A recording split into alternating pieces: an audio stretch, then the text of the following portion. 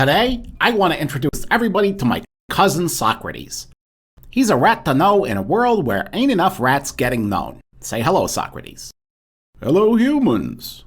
I see you're starting a collection of these cell phones. Where did you find this one? Down on the square. I gave Constance a fish I found in the garbage outside the sushi joint what opened last month. The way I figure it, Down Below could use a good way to let the humans know what we think. We live in their cities, and they make all this noise about having their voices heard. They ought to know there's a whole lot more voices in the world than theirs. You know the humans won't like that, right? Some won't. Some is very reasonable people.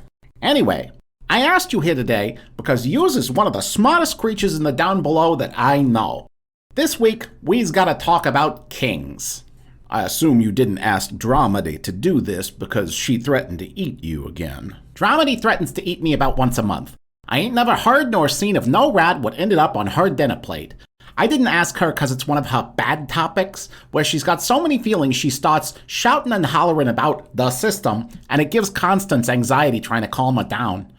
I admit to a certain cognitive dissonance whenever I am reminded that Dramedy is carnivorous. I can't say that I love that my leisurely lifestyle hinges on Constance's anxiety.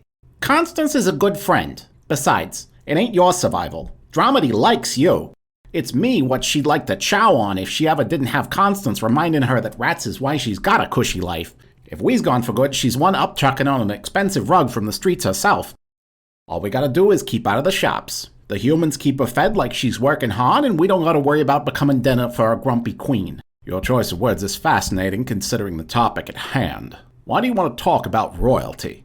Well, the humans in about half the world is dealing with a nasty bunch of doinks what think they's fit to lead.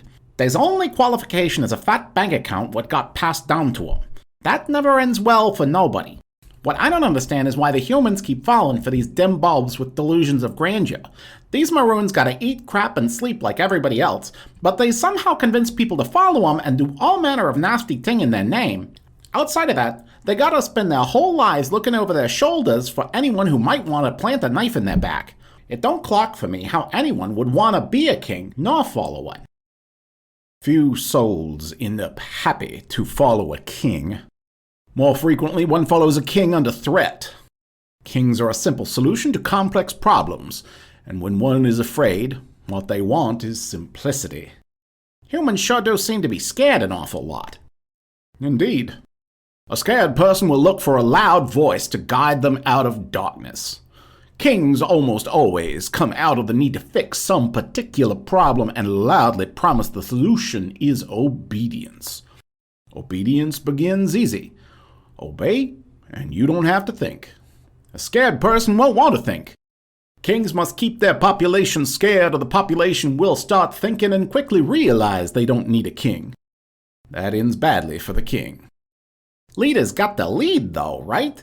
You need somebody to make decisions and take the big risks. True, but a leader and a king are frequently two different things. A leader takes the expertise and wisdom of everyone around them and decides what to do with the trust of those who listen to their decisions. When they make good decisions, they keep the trust of those who follow. A king says it's their right to lead, endowed by divine right or lineage or wealth. They start from the idea that their decisions, good or bad, can't ever remove them from a position of power. Weird how loopy stuff can sound reasonable when you're frightened. Have rats ever had a king? We aren't immune. Few intelligent creatures are. Rat kings have their own madness. They tend to literally tie their followers to them, wanting to have a great number of rats, always at their command. One day, the Rat King and his retinue of terrified, obedient followers will grow too massive with all their tails knotted together. Usually they get stuck somewhere and can't free themselves. They either tear each other apart, eat one another, or die of starvation. That is the end for most Rat Kings. Sounds an awful lot like the bad outcomes for humans, too. How do people keep from becoming tangled up with kings? There's no foolproof way. Even should you not become involved, others might. Your best bet is to recognize the signs. Anyone who says that they can solve all the problems could become a Rat King. anyone who has a disdain and contempt for the freedom of others to make their own lives, anyone who believes they are given inherent right to lead by their wealth or heritage, anyone who looks at people who are different from them as always a threat.